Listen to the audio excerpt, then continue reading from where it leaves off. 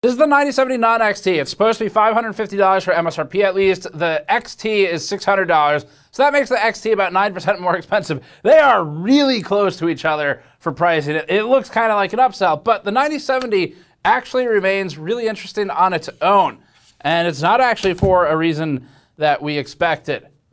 It's not even because it stands up really well when you put it down that way, although that is quite impressive. First of all, in some of our efficiency tests when looking at performance per watt, it nearly tied for the most efficient GPU. So this seems to be in the so-called sweet spot of power and performance in what would be a huge upset favoring AMD. The fact that it's starting to chip away at one of NVIDIA's key areas of competition is huge. The reason for that is simply because the 9070 pulls a lot less power than the 9070 XT by percentage, but most of the performance remains.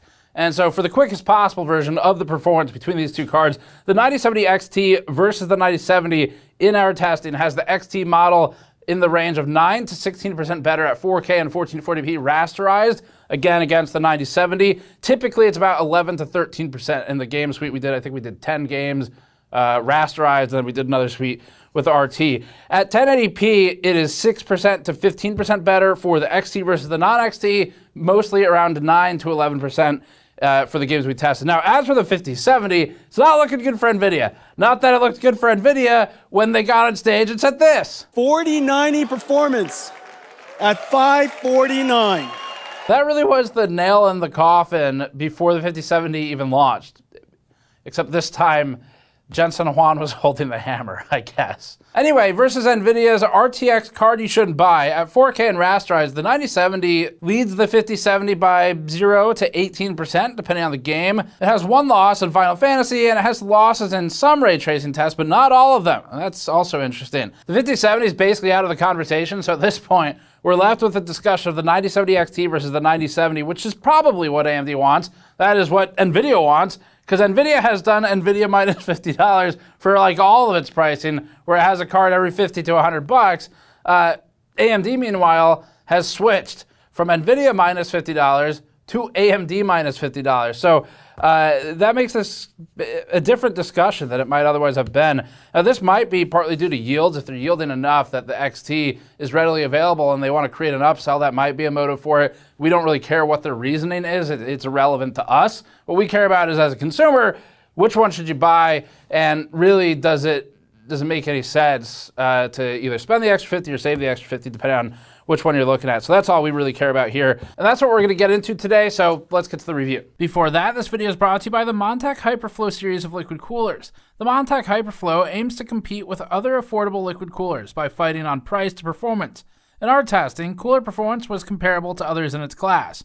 The ARGB Hyperflow has an illuminated pump block with RGB LED fans that have quality rubber bumpers for vibration damping.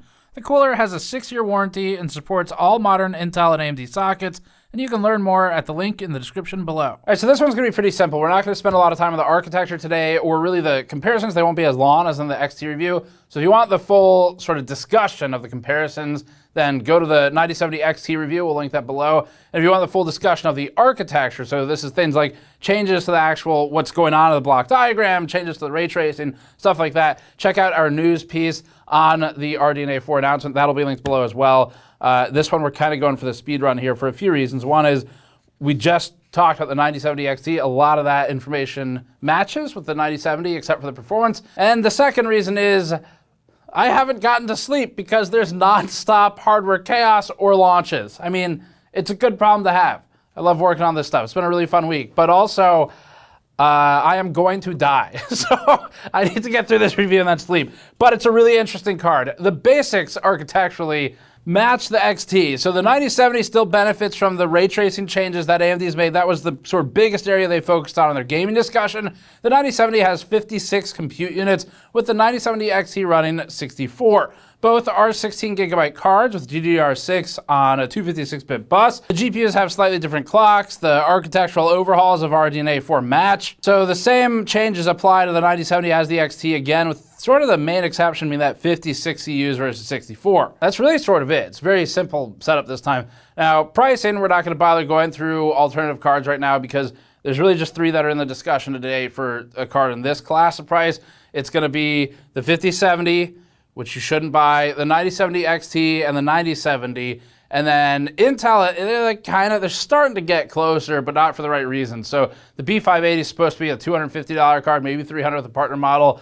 It's in like the 400 sometimes, and you shouldn't buy it for that price, unfortunately. Very interesting card at $250 though. I mean, they're super competitive actually at that price. But anyway, we're gonna get straight into the data. We'll save some of the pricing recap and alternatives and comparing all the cards available after this launch clears. So we're gonna give it a couple days, come back and revisit post-launch, which just because we wanna monitor the next day or two, get an idea for the availability of both the 5070 and the 9070 series, and then look at the pricing once it kind of hits the street, so we get the actual street pricing.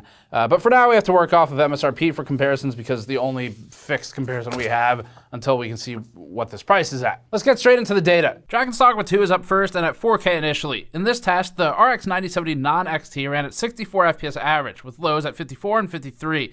The 9070 XT's 70 FPS result positions it 9% ahead, which is exactly how much higher the base MSRP is. Against the equivalently priced RTX 5070, this is one of AMD's stronger titles. The 9070 Pulse leads the 5070 FE's 56 FPS average by 14% here, with 1% and 0.1% lows improved in step with the average. The 9070 is achieving 87% of the performance of the 5070 Ti, but at 73% of the base MSRP.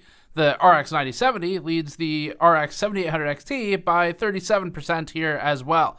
And we'll look at the 6700 XT elsewhere. At 1440p, the RX 9070 ran at 106 FPS average, with the 9070 XT leading it at 116, or 9.3% ahead. The 5070 Ti is only a few FPS higher than the 9070 XT, with the 4080 Super just beyond that. In short, the 9070 is achieving 88% of the 4080 Super's performance, which was a $1,000 card, but the 9070 is at 55% of the original MSRP. Despite our wishes that the 9070 were $50 cheaper, this at least helps to slowly reset the runaway pricing that NVIDIA set in motion. It gives everyone some perspective of, no, we should not be paying $1,000 for that. For some comparisons against prior generations, the 9070 improves on the 67 FPS result of the 7700 XT by 59%, the 53 FPS result of the 6700 XT, which was a very popular card for them, by 100%, and the 42 FPS of the 6600 XT by 152%. Here's 1080p. The old GTX 1060 and 1070 also appear on this chart to give you some insight into upgrades. Although anything modern would be better than those, it's still helpful to see them on the charts. There's no point in putting percentages in for them though, because they go from unplayable to playable. The RX 9070 is about tied with the 7800 XT. The 9070 XT still leads by around 8%, with the 5070 Ti ahead of the 9070 by 13%. The 9070 leads the RTX 5070 DOA edition by 6%, and the lead over the 6700 XT is 96%, with the improvement on the 6600 non-XT's 49 FPS result at 173%. Final Fantasy XIV Dawntrail is up now. We included this same disclaimer and disclosure in our 9070 XT review, but to recap it, we've noticed lower performance for the 9070 series specifically in Final Fantasy XIV Dawntrail, including lower results than AMD's own claims. We've had highly reliable results in this benchmark, and our 9070 series data has been repeatable across multiple tests, so it doesn't really matter what the first-party data from its presentation says, we're publishing it. But we just want to highlight that there is a disproportionately low performance for the 9070s, and that's something that we're investigating. It's possible that it could be the specific scene, maybe the benchmark version, or just the architecture's behavior here naturally, but the results is repeatable, and so we're running them. At 4K, the 9070 continues the scaling pattern set by the 9070 XT. The XT is again 9% ahead. The 5070 FE leads both of the cards in this test, running at 78 FPS average and improving upon the 9070's result of 63 FPS by 24%. Against the prior generation, the 9070 XT sees a smaller improvement on the 6700 XT of 53%. At 1440p, the 9070 ran at 126 FPS average. The 9070 XT is 10% ahead here, with the 5070 ahead by 21%. Improvement over the last generation is non-existent, with the 7800 XT right next to the 9070. Now, as we said in the XT review, we checked in with Der Bauer and saw similar results to some of his tests, so it does appear to be a behavior that is related to the game engine and the API and things like that. Moving on, Resident Evil 4 is up next, tested at 4K first. The 9070 ran at 91 FPS average here, creating a 13% lead for the 9070 XT in its 103 FPS result. The 9070 XT was excitingly right next to the 4080 Super's 105 FPS in this game, meaning that the same $1,000 4080 Super result leads the $550 MSRP 9070 by only 16%. That is a paltry gain for such a huge price difference, especially given how new the 4080 Super is. AMD's 9070 exceeds the performance of the same MSRP RTX 5070's 78 FPS by 16%. If NVIDIA would stop remaking 4070 Supers and 4080s, they might actually make some progress here. But until they do, the memes will continue until the products improve. And now I realize it's too much. Now, yes, the only thing that's too much, Jensen, is the amount of 4070 Supers and 4080s. At 1440p, the RX 9070 ran at 172 FPS average and outperformed the 3090 Ti. The 9070 XT outperforms the 9070 by 13%, with the 5070 Ti only slightly beyond that result. Against the 5070's 152 FPS average, the 9070 runs 13% ahead. The 5070 really does look even more DOA than previously in some of these tests. If that were possible, if it were a dead horse, it'd be getting kicked right now. 1080p is up now. The 9070 ran at 247 FPS average here, which had it between the 4070 Ti and the 4070 Ti Super. The 5070 still trails, now giving the 9070 a lead of 10%.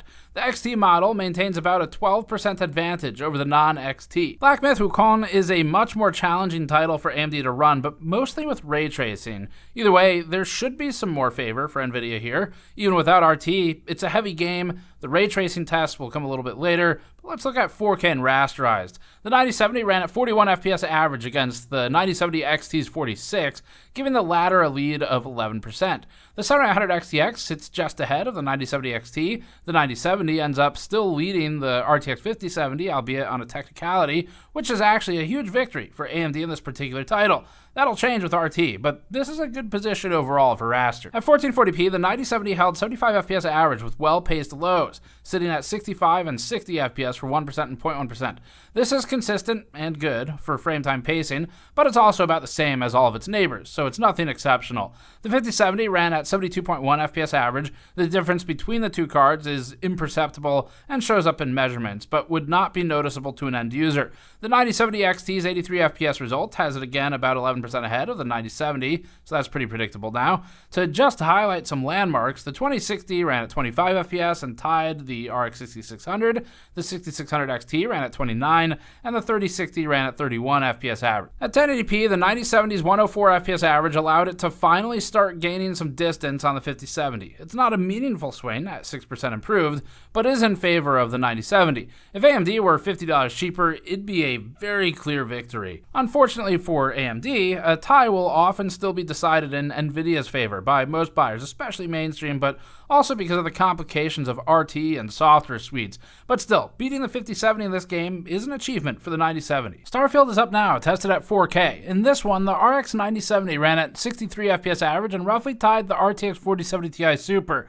The 9070 outperforms the RTX 5070's 54 FPS average by 17%, which is starting to be wide enough that NVIDIA needs to be concerned, if they weren't basically a monopoly, but you never know when the first domino falls. The 5070 Ti falls below the 9070 XT in this one, and only leads the non-XT by about 6 FPS, hardly enough to spend $200 more for. The proximity to the 4080 and 4080 Super also isn't great news for NVIDIA. At 1440p, the 9070 ran at 96 FPS average, and nearly tied the 4070 Ti Super again. The 5070 Ti outperforms the 9070 by a lame 5.4%, with the 9070 XT outperforming the 9070 by 10%. Against the 5070's 83 FPS average, the 9070 leads it by 15%. If the 5070 weren't already in the grave, we would pronounce its impending demise. We might want the 9070 to be a bit cheaper, just to see that balance for the times it loses, or is tied, like in the next game. But even without that, we can't deny that AMD is putting up its best fight against NVIDIA in years. At 1080p, the 9070 runs at 118 FPS average. The relative rank hasn't moved much. It leads the 5070 by 14% here, so the lead has slightly reduced, but it's still ahead. The 9070 XT leads the 9070 by 8%. In Dying Light 2 at 4K, the 9070 ran at 56 FPS average and kept lows remarkably close by, at 50 and 41, but not in any more remarkable way than all of its neighbors. The game is just consistent. The 9070 ends up tied with the 5070. There's no difference between those two, and in these situations, NVIDIA will generally be viewed more favorably by a mainstream audience. That's where the price would come in, or hopefully the awareness of other results. The 9070 XT leads the 9070 by 11%, so you'd be paying 9% more at MSRP for about 11% more performance. This is one of those games where the 5070 Ti pulled ahead of the 9070 XT in a noteworthy way, so we see some of that apply to the 9070 and the 5070. At 1440p, the 9070 runs at 106 FPS average and ties the 5070 again. They're within error of each other. The 9070 XT outperforms the 9070 by 11%, with the 5070 Ti still ahead of the XT. Generationally, we'll just briefly highlight the RX 6600, the 2060, and the RTX 3060 as reference points to some of the most common GPUs of past generations. Those should give you an idea to the performance gains. Cyberpunk is up now. This one has generally been tough for AMD in the past, but it's harder for it with ray tracing. We'll start with rasterized testing at 4K. The results are thus far positive. We already knew that the 9070 XT outmatched the 5070 Ti. But now, the 9070 is nearly tying the 4080. That's just embarrassing for NVIDIA's last-gen, I don't know what you call it, mid-range posed as a false flagship GPU, as compared to a $550 video card. The 9070 technically outperforms the 7900 XT as well, though is basically tied, and the lead over the 5070 is 15% again. At 1440p, the 9070 now falls slightly below the 7900 XT, so they've traded places as resolution came down, and the 5070 has also gotten closer. The 9070 is now about 11% ahead of the 5070, rather than 15% before. The 9070 XT leads the 9070 by 11%, and the 5070 Ti slightly. In Phantom Liberty at 1080p now, the 9070 landed at 148 FPS average, allowing the 7900 XT to maintain its slight lead. The improvement in the 9070 over the 5070 is now down to 7% from 15% at 4K originally. If we dropped it down to 360p, based on this trend, NVIDIA might actually pull ahead. Like, unironically, I did that math. That's about where they should cross over, so great, it's just like they've wanted. Maybe that's the push for DLSS. Ray tracing is up next. This is where AMD has invested heavy effort with its architecture, but all of it has been to try and catch up. NVIDIA was so far ahead in some games that AMD just won't be able to catch them in all scenarios. The real question is, how much closer do they get this time? We'll start with AMD's worst case, which is Black Myth Wukong, but now with ray tracing and at 4K with upscaling.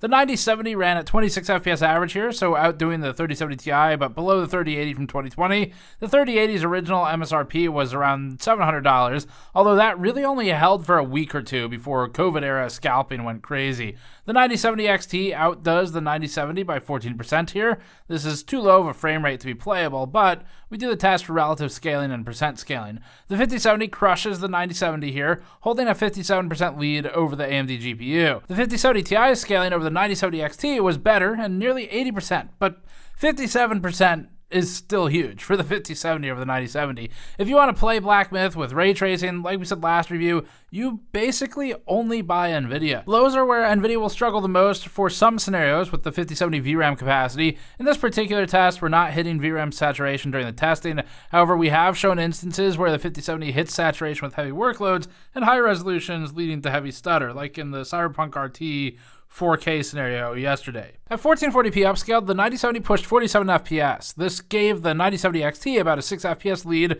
nearly tied the 3080, and outperformed the 3070 Ti and 7900 XTX notably. The improvement over the 7900 XTX shows that AMD has actually executed on its RT performance uplifts. But unfortunately for AMD, the 5070 remains superior, with a 73 FPS average. It leads the 9070 by 55%. That's huge. At 1080p, the 9070 measured at 67 FPS average and pushed past the 3080. The 9070 XT leads by 9%. The 5070 leads the 9070 by 46%, so it has slightly reduced but still an unbeatable lead. Dragon's Dogma 2 with ray tracing is next, tested at 4K first. We would play Dragon's Dogma with ray tracing for this lineup. It's not as heavy. We measured the 9070 at 56 FPS average, giving the 9070 XT a lead of 9%. The 4080 isn't much past that, so for as close as these cards are, they are also very close to the 4080 and the 4080 Super. The 5070 trails in this one, giving the 9070 a lead of 15%. At 1440p, the 9070 gets dangerously close to NVIDIA's 5070 Ti, which failed to pass the 9070 XT in the previous review. The 5070 Ti leads the 9070 by 9%, the same lead as the 9070 XT has against it. The 5070 non-Ti is down at 83 FPS average, creating a 13% lead for the 9070. This chart has entries for the 6700 XT and other prior GPUs, so if you want to pause for those, you can check them out. At 1080p, the 9070 ran at 119 FPS average and led the 7900 XT by a few frames per second. The lead over the 5070's 107 FPS average was 11%. The 9070 XT has a reduced lead over the non-XT at this resolution, now just 6% ahead of the cheaper card. Dying Light 2 with upscaling at 4K is up now, this time with ray tracing. The 9070 XT leads the 9070 by a higher than average lead of 16% here. The 9070 ends up below the 5070 in this one also, with the 5070 producing a lead of 9% over AMD's most relevant card. At 1440p, the 9070 runs at 78 FPS average and gives the 9070 XT a lead of about 10 to 11 FPS.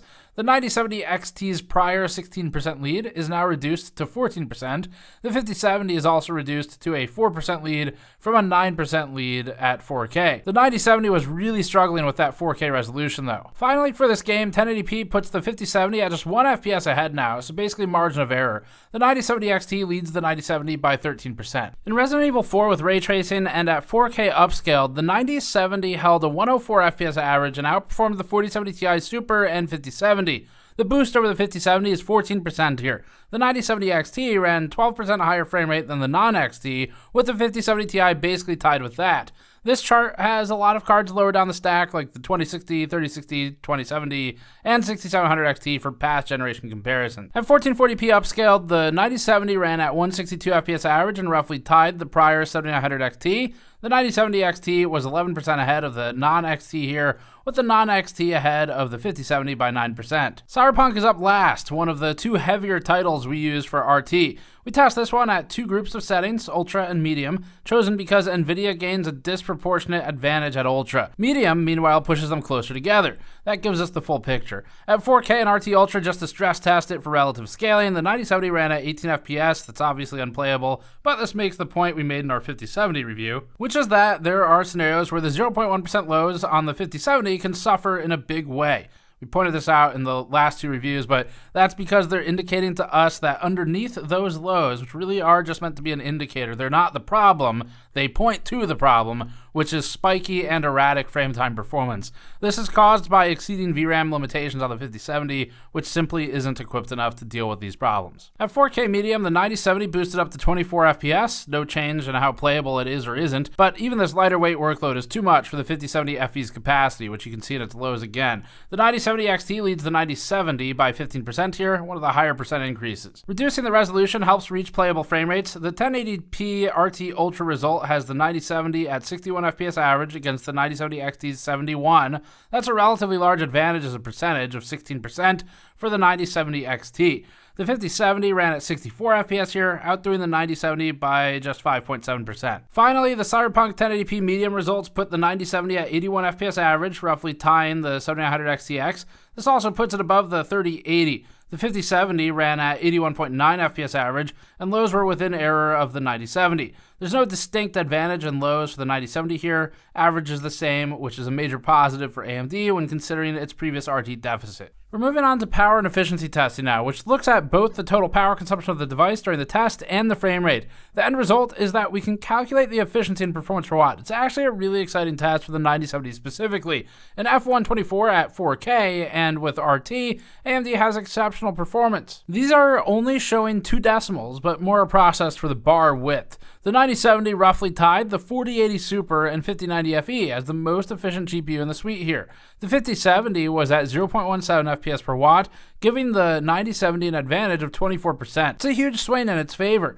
The 9070 XT was closer to the 5070 here. At 1080p, but with the same settings in game, the 9070 again ends up just behind first place. It's tied with the 5070 Ti and just behind the 0.64 result of the 5080. The 9070 XT burns more power, and although its performance is better, the trade-off favors the 9070 here. The 5070 ends up way down the ranks at 0.55 here. Final Fantasy 4K is up next. This is one of AMD's weaker showings given its limited performance scaling in Final Fantasy 14. At 4K, the 9070 pulled 224 watts during during this test when measured at the PCIe cables and the slot. The 5070 pulled 10 watts more, but had better efficiency from its higher performance.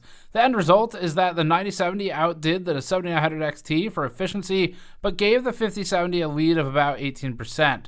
For reference, the 9070 XT pulled 310 watts here, roughly matching their TDPs. At 1440p, the 9070 ranked at 0.56 FPS per watt, with a total 224 watt draw.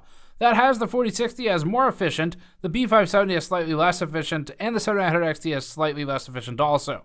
The NVIDIA 5070's 0.65 FPS per watt result outdoes the 9070 again here, but we'll see if that persists outside of AMD's weakest rasterization title. Dragon's Dogma 2 with RT shows exceptional efficiency for the 9070. At 224 watts again and 0.42 FPS per watt, it's looking pretty good overall. The performance is slightly lower than that of the 9070 XT, but the reduction in power really puts it in a better spot on the efficiency curve. It seems like this is more of the so-called sweet spot for power to performance. The 5070 is down at 0.36 FPS per watt, despite pulling 231 watts. In Starfield at 1440p, the 9070 is less impressive than in F1 and Dragon's Dogma 2, but still overall good. Its result was 0.43 FPS per watt, a large improvement on the 9070 XT's 0.34. The 9070 ties the 5070, which is a problem for NVIDIA because efficiency was one of NVIDIA's main benefits with the 5070 Ti against the 9070 XT. So if AMD is starting to chip that away, that's bad news for NVIDIA. That's one of the key things that they've kind of stood upon for being more expensive in the past. That's it then. First of all, credit to the 9070 for being one of the most power efficient cards on our charts now. It's like basically tied at the top in a few of those charts. Not all of them, but it's looking better there. Now, in our 9070 XT review, we said that AMD made the right choice for pushing for higher performance on the XT rather than pulling back some of its power budget to get better efficiency. So that was kind of the trade-off that any silicon manufacturer has. They can choose efficiency with lower performance, or they really push the power envelope and get kind of past the peak point on the efficiency curve. So the XT goes past that point, and the 9070 non-XT pulls it back. It looks really good in the charts, which is actually really important for AMD because that is one of the things on the bullet list of reasons you buy NVIDIA without checking performance if you're sort of a mainstream buyer, and they're chipping away at that. Now, the reasoning the difference is so big against the XT is because it seems that the 9070 XT just pushes past the peak of that curve to maintain the clocks and that CU count necessary in order to be actually pretty competitive, whereas the 9070, it gets most of the benefit of the architecture and it has a slightly reduced CU count. They can pull the power draw back, and AMD also gets the benefit from, because they've reduced the power draw by 80 watts on the 9070 for out of box, they can create more of a gap between their own XT and their non-XT. So they're kind of playing it from both angles, which is what they need to do. The 9070 XT ends up ahead of the 9070 by about 9 to 12% in most of the games we tested, with the 5070 generally giving the 9070 a lead in several games. Dragon's Dogma 2 at 4K was playable on both, but the 9070 had about a 14% advantage over the 5070. The 9070 also led the 5070 by about 15% in Cyberpunk, rasterized at 4K, with the 9070 XT ahead of the 9070 by 12%. There remains one breakout for the 5070 in Final Fantasy, something we talked about in our XT review, but beyond that, for rasterization, the 9070 is ahead in basically every scenario. Baldur's Gate 3 even showed a large benefit at 4K for the 9070 versus the 5070 since we're far enough away from the CPU bottleneck. In ray tracing at 4K, the 9070 XT ended up around 9% to 19% higher frame rate than the 9070, though that 19% number is based on a low frame rate, but even still, 17 is the next highest percentage. 1440p and 1080p weren't that different and can be found in the charts section earlier. As for the 5070 in RT and 4K, the 9070 beat it by 15% in Dragon's Dogma 2, 8% in F1 24, 6 to 7% in Cyberpunk, 14% in Resident Evil 4. Now these summary charts, as a reminder, these are calculated as percent improvement from the 5070 to the 9070. The thing to be aware of is that because the math is calculated as a percent improvement from 5070 to 9070, those negative numbers are sort of going in the opposite direction. So the really proper way to do this would be to calculate them all individually as percent improvement for the highest minus the lowest, but we just spent 30 minutes doing that, so you can find that in the rest of the charts earlier. Back to the percentages. This is the reason we don't like these summary charts generally, but the Black Myth result, if you were to calculate it in the same direction, then it ends up being 57% improved for the 5070 over the 9070. So that would be the more comparable number to the rest of the positive numbers we're looking at. Now, the 9070 lost in Black Myth and Dying Light 2 with RT. At 1440p and RT, the same losses exist. So this puts the non-XT and the XT in a similar position to what we saw with the 7800 XT and the 7700 XT, or the 7900 XT and the 7900 XTX. The gap is small enough that most people will basically upsell themselves to the XT model in this case. Weirdly, NVIDIA's own fumbles have sort of made the proximity of these two cards less of a problem than it might otherwise have been, because from AMD's perspective, it's AMD or AMD. They probably don't really care that much which of AMD you buy. But the XT makes more sense than a 5070 does, assuming the MSRP for both. The 5070 is already mostly irrelevant. NVIDIA's strengths of its DLSS, ray reconstruction, reflex, all those remain, of course, but the bells and whistles just, we don't think are good enough on the 5070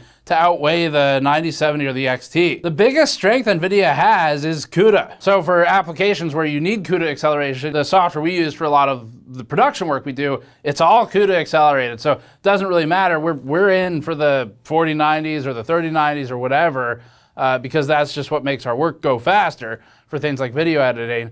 But from a gaming standpoint, the 9070 and the 9070 XT have really kicked the ass of the 5070. To be fair though, the 5070, it was kind of off to the side kicking its own ass. And then the 9070s came in and they're like, oh, that looks fun. And they joined in. I want to thank all of you for coming today. So, I don't know. Anyway, that's it for this one. Thanks for watching. Subscribe for more. We're going to talk more about the pricing over the next few days as we get a chance to see it unfold. So might be hardware news, might be standalone. I don't know yet. But yeah, that's going to be it. I'm going to go sleep. Thanks for watching. To directly support our reviews and the huge amount of effort it is to push through this many this quickly, plus all the other chaos, go to store.gamersaccess.net. You can help us out directly with our reporting. All the work we do these days is majority funded by the audience and from your support on both the store and Patreon. And on the store, you can get some cool stuff like PC building, anti-static mod mats. You can also grab a project and soldering mat or one of our copper-plated stainless steel mule mugs. Our coaster pack's pretty cool too. Check it out on the store. There's a lot of cool stuff there.